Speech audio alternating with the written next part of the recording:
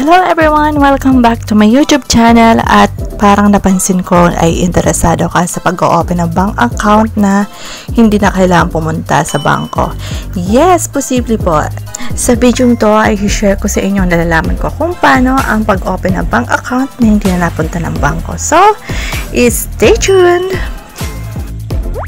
Yes, pwede ka na po mag-open ng bank account na hindi kailangan napunta ng branch.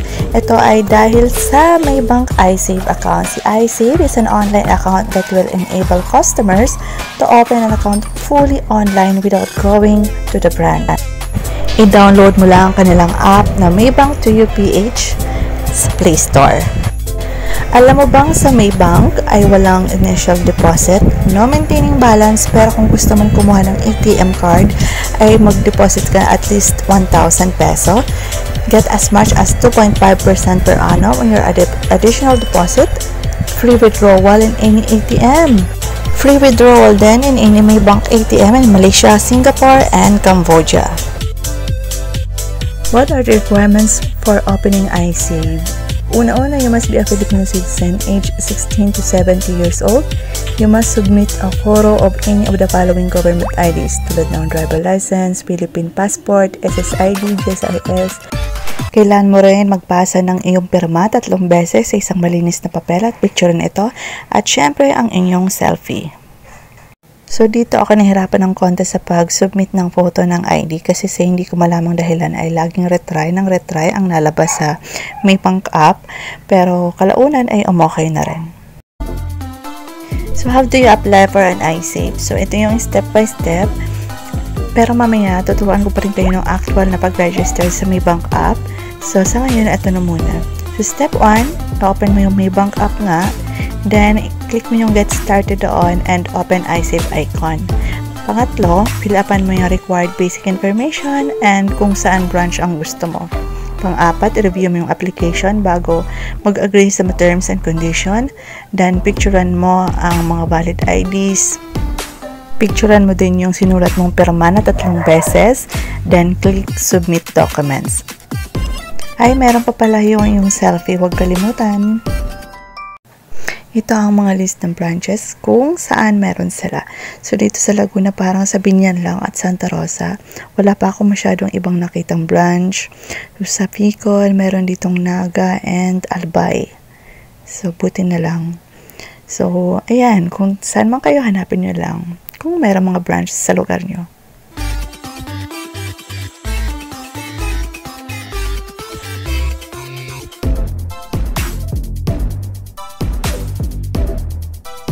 Paano mo naman malalaman ang result ng application mo kung approve or disapprove? Ay makakatanggap ka ng text mula sa kanila at i-inform ka naman nila sa email kung successful ang iyong application.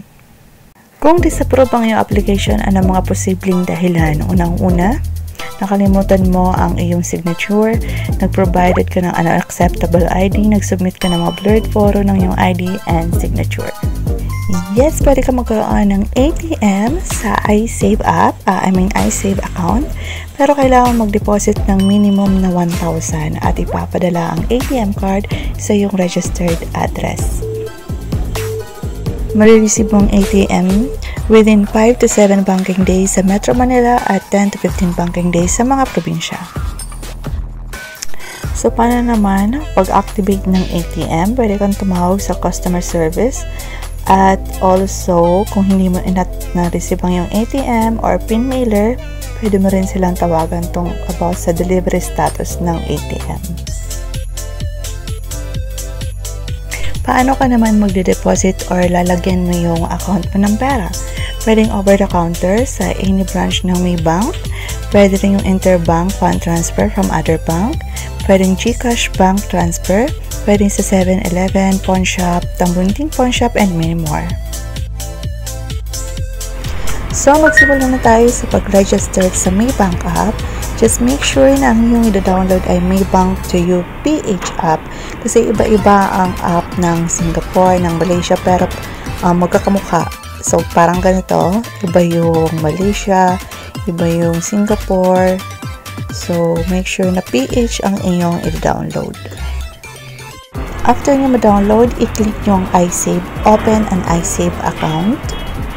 Step 2 is prepare to take a picture of Philippine government ID. Avoid flash or clay. Dito ako nahihirapan kasi ilang beses siya nag-retry. So, buti na lang, okay din. Ang pinili ko ay yung UMID ID ko. Yun yung pinicturean ko. And i-align nyo ang ID nyo sa rectangle na yun. I-antayin nyo na lang na maging successful yung nalabas sa screen. Eto na, check nyo maigi ang terms and condition kasi meron dito kung US citizen ka ba, baka i-check nyo hindi ka naman pala. Purong-purong Pilipino ka naman pala. So, ayan, check nyo maigi. And then, submit. After mo submit, etong lalabas na kontrata sa'yo. Naka-PDF siya.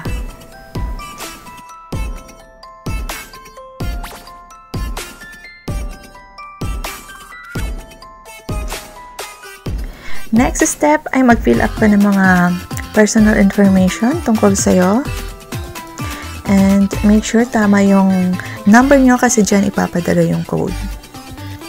Ang iyong father's name, mother's name, civil status, place of birth, SSID, TIN ID. So, yung address, make sure kasi dyan papadala yung ATM card nyo.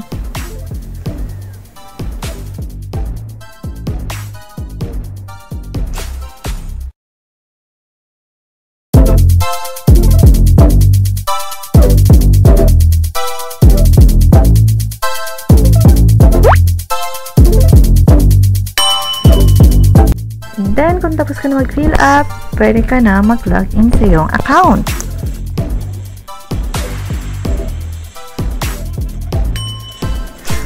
Pag naka-login ka na, ganitong dashboard ang makikita mo sa Maybank app. So, meron ditong accounts, pay, transfer. Check na lang sa baba. I-explore nyo na lang ang app na to.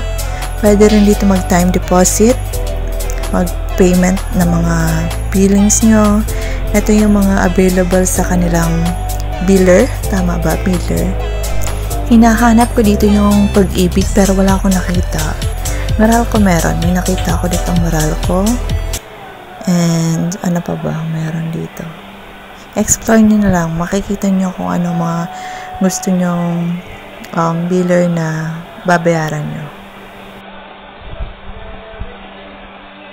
Ito rin ang dashboard sa pag-transfer ng pera to other account. So, meron ditong prepaid load kung gusto nyo mag-load. Yan, pay bills, manage future payments. Ayan. Sana maganda to. Ito try ko to. Para sa savings. Ayan, pwede ka dito mag-time deposit. Tsaka foreign currency. Di ko masyadong alam tong foreign currency kung paano. Pero tinry ko tong time deposit.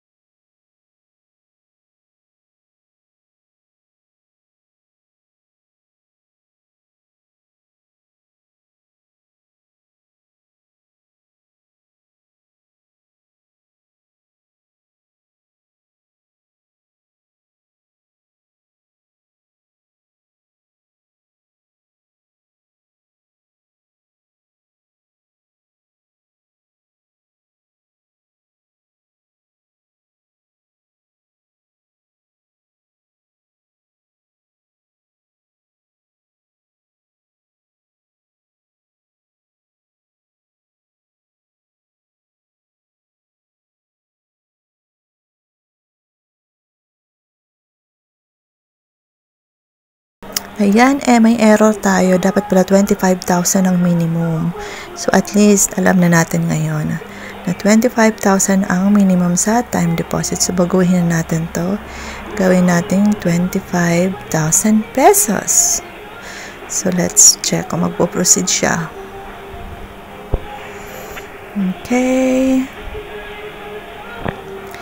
And then, check.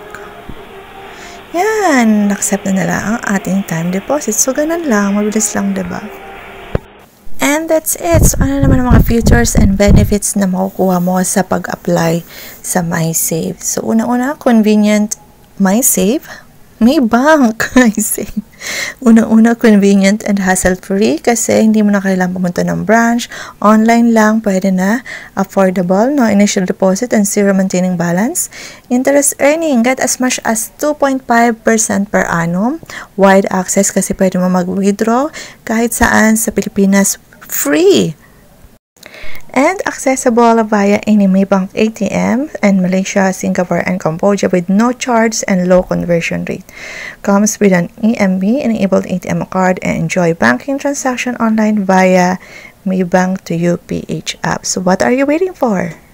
Open an account now. And that's all for now. So thank you guys for spending your time with me. And thank you guys for watching. Please don't forget to like and subscribe. Bye!